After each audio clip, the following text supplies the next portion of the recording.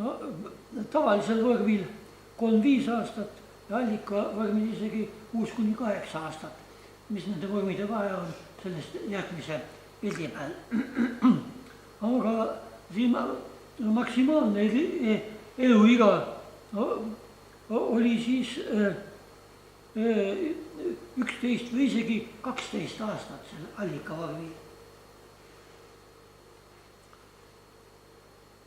Niisugune diagramme tuleb veel.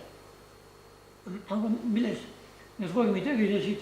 No see tavaline vorm on, mida on igal pool, igas Tiigis ja Kraavis ja Emajões, kes on igal pool jaol, kus vähegi tema jaoks vaba nišši on ja küllap siia. Ja nii-öelda solgivorm. Aga siis oli mul niisugune vorm, kes elas ja elab järvede profundaalis. Just niisuguste oligotropsete järvede profundaalis, mida Eestis ei ole, no seal võib ta dominant olla. Aga niisuguste mõõdukate eutroopsete järvede profundaalis on ta niisugune teisejärguline või allasurutud liik. Põhiliik on Potamotrix ammoniensis, aga tubifeksi on ka, no ütleme nad Peipsis ja Saadjärves ja Äijärves, aga tubifeks on seal pisikene kääbus, niisugune kõhnakene ja lühikene, aga see saarsugugrüpliks asi käib küll, ainult on just kui stressis oleks. No mõtlesin, et ma kirjutasin sellest isegi ühe artikli kunagi. Et võib-olla ongi see seal eriline vorm ja tõi siis seda kääbust oma koju panin akvaariumi elama. Aga tema järeltulijad ei erinenud millegi poolest tavalisest solgivormist. Ja tõepoolest seal järvede profundaalis või ta lihtsalt stressis. Aga allikavorm on pärineb Roosna alliku allikast. Väiksemates allikates niisuguseid ei olnud, aga Roosna allikus oli niisugune, kas kasvab hästi suureks, ikka nii 2-3 korda raskemaks kui see tavaline vorm. Ja elab paar aastat kauem ka, muidugi annab ju rohkem järeltulijaid ka. Ja kuna ta on lihtsalt suur. Tõenäoliselt on ta ka geneetiliselt erinev, aga kahjuks ei ole seda DNA järjestust saanud keegi temal määrata. Aga muide tubifeksil on neid liigisiseseid vorme krüptilisi liike küll mujalt ja teisest aspektist eristatud. Nii et ta on väga keerulise süstemaatikaga tegelikult. Pealt näha on üsna ühed, aga vormi on seal sees palju. Ja siin nüüd võrreldud ka, mis siis juhtus, kui ma pidasin erineval temperatuuril neid akvaariume. No see temperatuuri regulatsioon on väga hästi küll ei õnnestunud. Need seadmed kippusid rikki minema, aga kuidagi moodi nii ligikaudu ikka ma sain hoida, nii et toatemperatuur praktiliselt oli ta 15-25 eri aasta aegadel, no keskelt läbi 18-20. Aga et see pluss 25 oli juba siis soojem temperatuur. Ja vaat selles soojal temperatuuril siis see allikavorm enam ei edenenud nii hästi. Ta elas küll paar aastat ja sigis ka, aga nagu siin näitab see vasakpoolne must joon, et tema eluiga oli siis 25 kraadi juures juba palju lühem kui neil teistel. Aga muidu see solgivorm elas mitte ainult 25 juures, vaid ka 30 juures veel elas ja tegi isegi mõne kookoni. Ainult, et 35 juures juba surid ära, seda nad enam ei kannatanud välja. Ja nagu juba ütlesin, elamus mudatuplasi ja rebeliimuplasi sigivad üks kord aastas kindla tsükli järele sesoonselt. Aga kui tubifeksi pidada pidevalt toatemperatuuril või ka veel soojemas, ilma et tal oleks seda jahedat aega, siis ta hakkab sigima partenogeneetiliselt. No neid siis sigimine on, inimkonnal on teada seda ainult üks kord ajaloos, aga loomakriigis on see küllaltki levinud paljudel liikidel, enamasti fakultatiivselt. No nii, et soojemal ajal võib partenogeneetiliselt sigida kiiremini ja küll jahedamal ajal võib siis suguliselt sigida. Tubifeks sigib ka niimoodi, et ja mitte ainult et ühe põlvkonna, vaid siis järgmine põlvkond, et selleks, et kontrollida, kas see ikka on tõeline partenogenees, ma siis pidasin neid ükshaaval, panin juba pisikesest peast oma ükshaaval akvaariumidesse, kasvasid suureks ja tegid kookoneid ja tulid noored välja ka kookoneist. Ja need noored jällegi eraldi ükshaaval peetud sigisid ka partenogeneetiliselt ja tegid jällegi kookoneid. Aga lõpmatuseni see mäng niimoodi kestnud, kolmas põlvkond juba minu akvaariumides enam järeltulijaid ei andnud. Nii et see niisugune kiire klooniline paljunemine võib küll mõnda aega siis aidata populatsiooni arvukust tõsta, aga no vahel on vaja ikka sugulist paljunemist ka. Et see partenogenees ei ole jätkusuutlik, sustainable. No siin mõned teised liigid veel. Iliotrilus Templetoni, see on pisikene ja tema eluiga on tunduvalt lühem, aga ka ikka üsna mitu aastat. Pooled elasid ka ikka 2 aastat ja kõige vanem venitas 8 aastani välja. Tõenäoliselt on temal ka partenogenees võimalik, sest loodusest on leitud temal niisuguseid isendeid, kel seemnehoidlaid ei olegi. Nii et nad võivad küll teisele oma seemet anda, aga ise nad peavad siis ilma seemneta oma munad tootma, ilmselt siis diploidset juba. Siis Limnotrius Hofmeisteri, see, mida ma alguses kiitsin, et tema elab akvaariumis ka väga hästi ja kannatab sooja isegi rohkem kui tubifeks. Tema muide 35 kraadi juures, kus tubifeks ära suri, tema veel elas ja tegi isegi mõne üksiku kookoni, alles 40 kraadi juures suri ära. Tema on muide üks neid väheseid suguliselt sigivaid mudatuplasi, kes troopikas ka elab. Küll troopias Aafrikas ja Indias ja Malaisias, Indoneesias. Seal elavad teised mudatuplased, kes sugutalt sigivad, kui mitte kogu aeg, siis vähemalt vahetavahel. Aga Hofmeisteri on mingisugune mutatsioon toimunud ilmselt, et tema spermatogenees ei tahagi seda jahedat aasta aega. Aga üldiselt ta elab küllalt kaua, nagu siin diagrammi peal näha, et 5-6 aastat elavad pooled välja ja kõige vanemad võivad nii 16 kuni 17 aastat vastu pidada akvaariumis. Aga Limnotrius udekimianus, Limnotriuse teine liik, tema huvitaval kombel 2 vormi, ootamatult.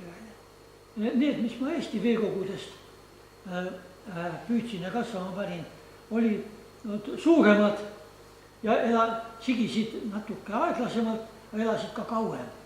Aga mul oli õnne võimalus ka Kesk-Aasiast, Kirgiisiast tuua seda liiki kaasa sealsetest arõkkidest. Ja tema oli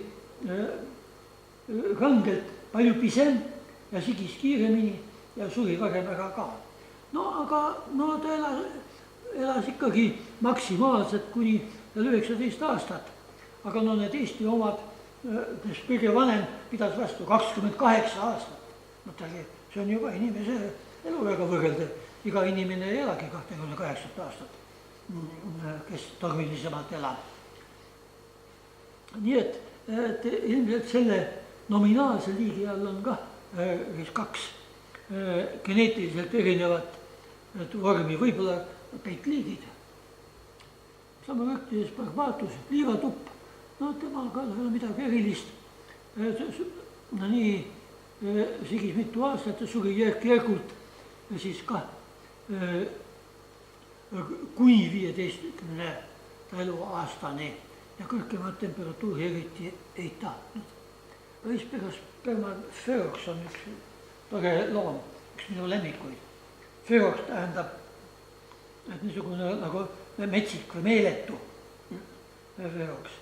No ta on esiteks näsadega kaetud, niisugune tume. Ja siis eesots on talle enamasti kokku tõmmatud ka, nii et pikad tegavad juursarjad on ette suunatud justkui pustlema tahaks hakata. Tema on väga aeglane poiss. Ja ta liigub väga aeglaselt ja flegmaatiliselt. Ja sigima hakkab ta ka mitte järgmisel kevadel, vaid alles 2-aastaselt akvaariumis, siis ülejärgmisel kevadel. Aga no ikka sigib ka ja kookuneid ka tuleb, aga mitte väga palju küll. Kookunid on muide ka iseäralikud, nad on ka niisugused hästi paksu kestaga pealt näha justkui tivist, no tegelikult üsna haprad. Ja tema eluiga oli ka üsna pikk, et toatemperatuuril pooled elasid 7 aastat, aga siis keldris, kus temperatuur kõikus siis niisama nagu looduses, järves enam-vähem, et talvel siis seal 0 ja 5 vahel, seal kartulikate ja moosipurkide juures ja suvel ei tõusnud ka palju üle 15. Nii et niisuguses looduslähedases temperatuuris ta siis pooled elasid 15 aastat ja kõige vanemad veetsid välja 25 aastat. Nad oleksid veelgi elanud, aga ma kuidagi õnnetul kombel hävitasin ise ära selle akvaariumi sisu. Nii et üle 25 aasta neil elada ei lasknud. Istupifeks Nevaensis on Neva jões nime saanud.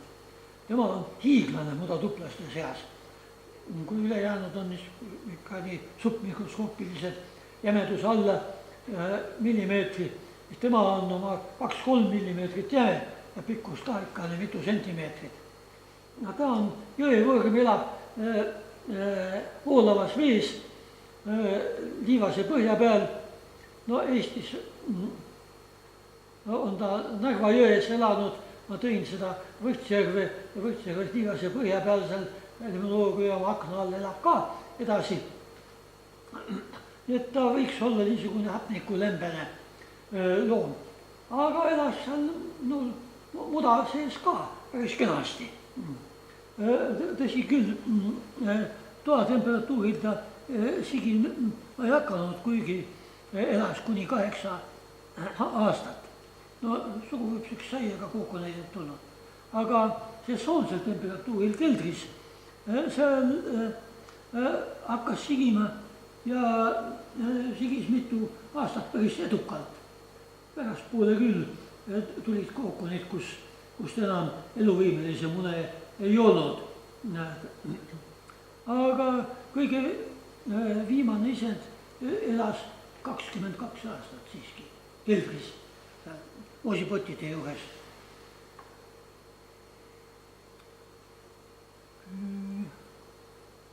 Aga siis veel mõned teised Potamotrixi liigid. Potamotrix ammoniensis ei hakanud sigima akvaariumides, aga tema sõsarliigid, et 3 tükki, sigiseid küll. Väga kaua nad ei elanud, noh, mis kaua, 5-6 aastat või maksimaalselt 9 aastat. See on noh, täpes võrreldes nende eelmistega, aga ikkagi üsna mitu sigimisperioodi pidasid vastu. Aga siis see Süör Kriius, Ringi Jaanus, kabeliinuklane, niisugune, kes looduses elab kas allikates või ojades või siis järvedes ka liivase põhja peal Lobelia ja Lannarõhu juures, kus ikka hapnikku oleks küllalt palju. Aga üllatuslikult akvaariumis elab temaga muda sees päris kenasti, ilma aeratsioonita, ilma seda toiduta, sööb muda nagu muda tuplasidki ja muudkui elab ja sigib ka. Ja isegi 25 kraadi juures pidas ta mõne aasta vastu. Aga keldris seal elas maksimaalselt kuni 17 aastat. Ja teine niisugune kabeliinuklane Grünhelmis tähendab londi või kärsaga, kus tema ongi lont ees, millega ta kompab oma teed. Tema elab ka allikates või ojades, aga seal tema toatemperatuuril ei tahtnud elada, aga keldris elas küll ja ikka mitu aastat, maksimaalselt kuni 13 aastat. Ja tegi eluvõimelisi mune ka. Vot nii, ja siis nüüd veel juttu nendest aretoomilistest, kes tükkideks pudenevad ja sigides siis klooni moodustavad. Vot niisugused kloonid mõnel liigil vähemalt paistab, et püsivad piiramatult kaua. Vaikka nagu neetised kloonid Turifexil ei olnud jätkusuutlikud, aga need paistab, et püsivad 10 või 20 aastat ka. Tõsi küll, vahel harva nad saavad suguküpseks ja võib-olla siis need suguküpsed isendid ja nendest saadud noored nii-öelda värskendavad seda klooni. Kui ma proovisin siiski vähemalt üks kord, et kas selle klooni sees need vanad isendid ka vastu peavad kaua või on ainult need noored, mis tagumistest juppidest tekivad. Ja siis jätsin alles need kõige tumedamad. Nad ussidel see soolt kattev gleenkude, mis endas nii vajuaineid kui ka heitaineid kogub, see muutub elueaga järjest tumedamaks. Väga vanad ussid on lausa mustad. Aga noored, ka need, kes sealt saba otsast eralduvad kloonist, need on kenad rõõmsad ja roosad. Aga jätsin need kõige tumedamad, oletatavasti kõige vanemad alles. No siis püsis see kloon natuke vähem, aga 5-6 aastat ikka pidas. No siin on mul kirjas, et 4 kuni 18 aastat. Ja siis selle 3 kuu jooksul tekkis siis nii 5 kuni 10 uut isendit neil juurde.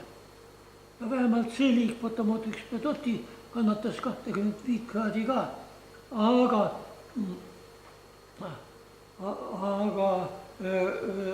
suguküpsed tulid ainult madala temperatuuril talvel. Mitte palju, aga tuli.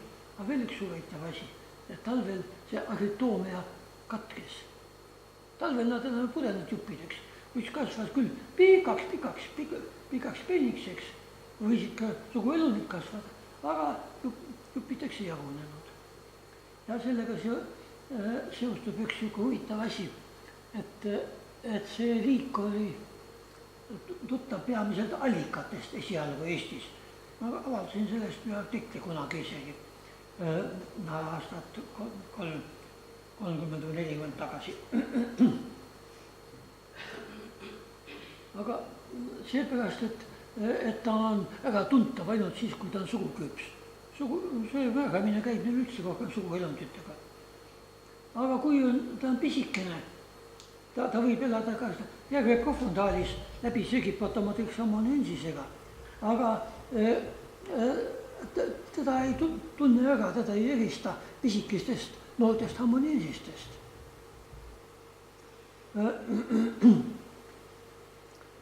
Ja üks naljakas asi oli veel. No, mudatuplastel on niisugune parasiitne imiussi, plerotsirkoid sees, karjufülliuselt nelkus. See täiskasvanud elab kalasooles, aga vaheperemeheks on ussid. No kui on mõned suurema mudatuplased, no siis pole suurt lugu. Ta võtab seal sees umbes sama palju ruumi, kui selle peremehe suguelundid võtaksid, kui neil areneda lastaks. No parasiit muidugi sööb kõik selle toidukraami ise ära. Aga kuna see Potomatrix on pisike, aga ikkagi nakatub selle imiussiga, siis pilt on selline, et see parasiit seal sees on sama suur kui peremees. Ta on küll siis kokku volditud, aga kui ta siis välja tuleb, ütleme, see peremees lõhki läheb, siis võib juhtuda, et parasiit on isegi pikem ja jämedam kui see järele jäänud peremees. See on Potomatrix pedoti. See on üks minu lemmikloomi, seepärast ma tast nii pikalt räägin.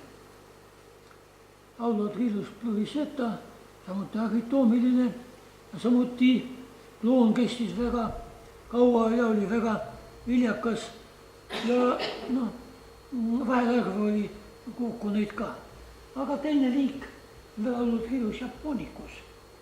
See on Eestis kah olemas, aga ta avastati niisuguselt hiljuti. No teda aeti selle eelmise liigiga segi lihtsalt. Ei osatud tarvata, et neid 2 tükki on. Aga nüüd, kui ma japonicuse tõin akvaariumidesse ja sain temast ka niisuguse kena klooni, see kloon kasvas, 4 aasta pärast suri välja. Ja maisskultuurid suuremates kristallisaatorites, kus ma lasksin neid ilma harvendamata, et ei jätnud mitte iga kord 10 järele, vaid laskin kasvada nii palju, kui neid juurde tuli. Seal surid kah välja. Et mingisugune asi on siiski sellel liigil, mis neile Eesti looduses, aga võib-olla ka Eesti mudas ei meeldi, et ta ei edene siin nii hästi nagu võiks. Potreneurium nevidoscianum, hästi pika ja põneva nimega. Tema sai ka vahetavaid kookoneid. Ja siis lumriculus variegatus, nagu ma ütlesin, et tema elas küll, aga tema on nõudlikum. Et tema tahab lisasööta ka saada, mida teised tingimata ei nõua. Kui lisasööta ei saa, kui minule maiust ei anta, mina silma ei hakka. Ei hakkagi. Aga kui pärmi lisada näiteks või siis vetikaid, või aitas isegi see, kui sinna akvaariumi panna üks oksvesikatku, millel on peal ka epifüütonid, baktereid ja vetikaid, ka aitas. Ka lumriculus sigis paremini. Aga siis lõpuks see Cryolirus lacum, see on niisugune vahva oss, et tema sattus isegi filmi. Nimelt, tema on mitte ainult suur, vaid ka elab kaua, sest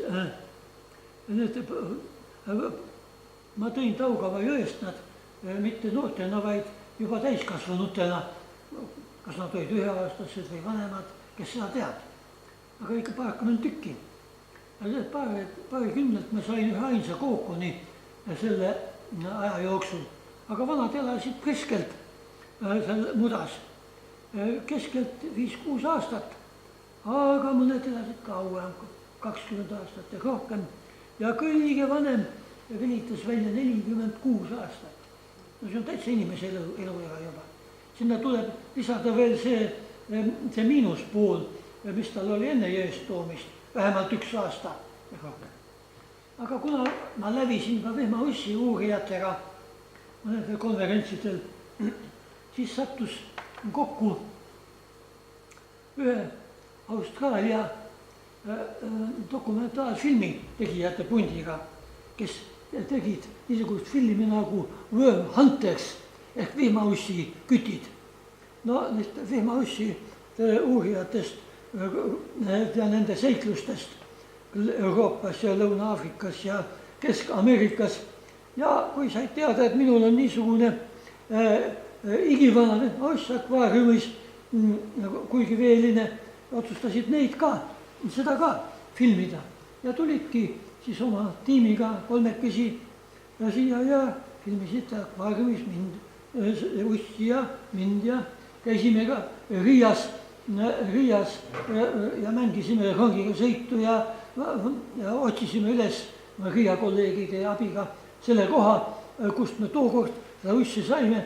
Seal on nüüd kallas betoneeritud, seal enam ei saa, aga siis ühest teisest kohast me saime küll neid usse ka. Ja ma hoidsin neid uusi ka veel akvaariumis mõnda aega, aga nad nii kaua vastu ei pidanud.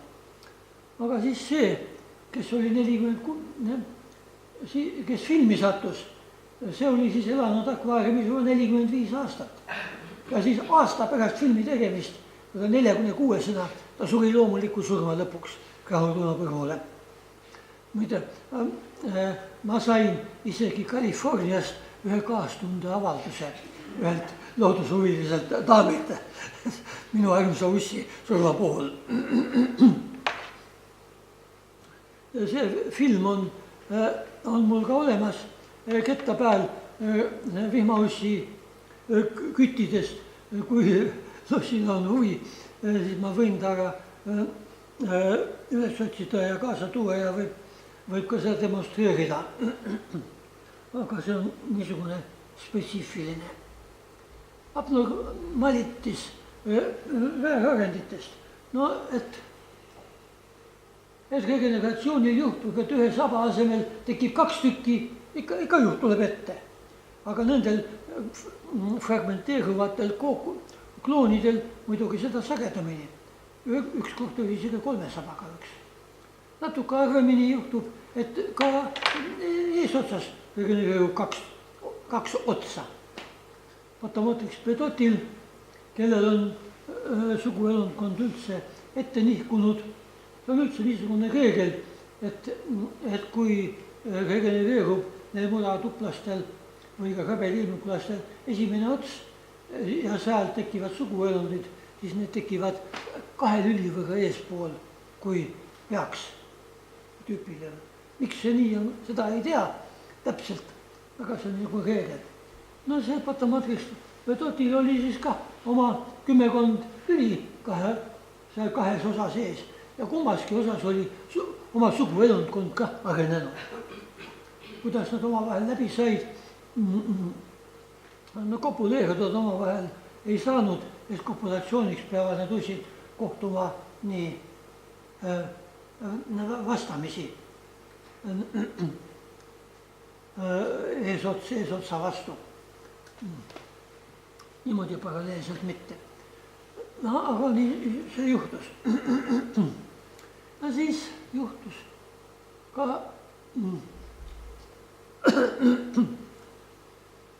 ühel juhul, et kookunes siiami kaksikud.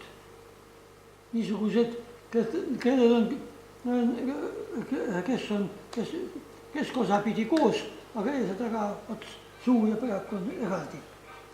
Ja neid oli 4 tükki, 2 korral tubifeksi oli seda. 2 korral,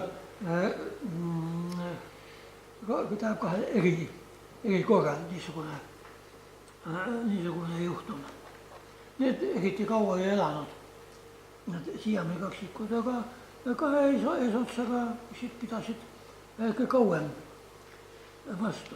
Siis oli üks niisugune tubifeksi, kes tegi regulaarselt hantlitaolisi kookoneid.